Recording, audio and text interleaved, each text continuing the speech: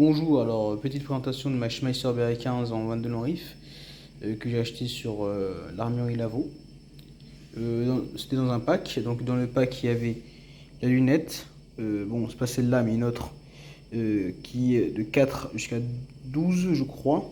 Oui, une lunette assez puissante que j'ai changée parce que quand même trop volumineuse que j'ai montré sur notre arme, dans une autre vidéo éventuellement. Dans le pack il y a une lunette, donc pas celle-ci. Il y a le modérateur de son et un chargeur. Et les munitions de manipulation. Pas de sangle évidemment.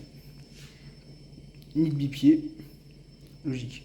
Donc mon setup, comment il s'organise? C'est très simple. Euh, un point rouge et un pointeur laser en plus de la lunette. Alors pourquoi? C'est très simple, c'est que par exemple en combat et en milieu clos, cette arme-là a un look d'AR-15. Hein. Franchement, on peut la confondre, à s'y méprendre avec un HK416 ou tout simplement une M4. Mais bon, à s'y méprendre, hein. Vraiment, il ne faut pas de connaisseur.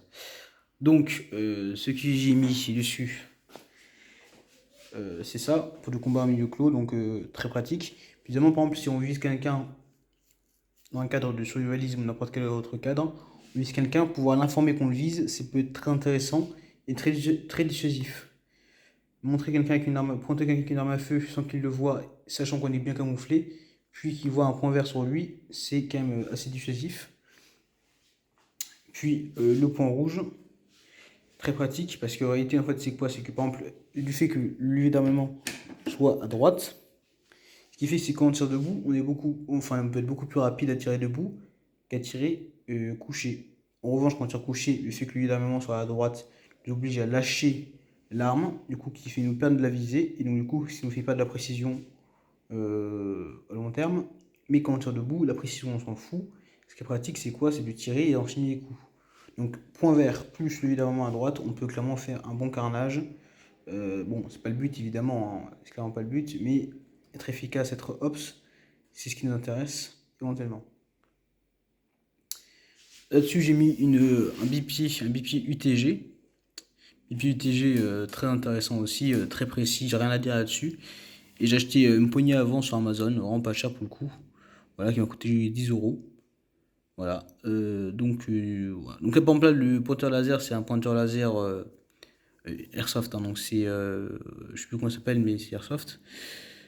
Je pense que quand même c'est de la bonne qualité parce que quand on tire à 20 de long riff, la qualité Airsoft peut éventuellement suffire.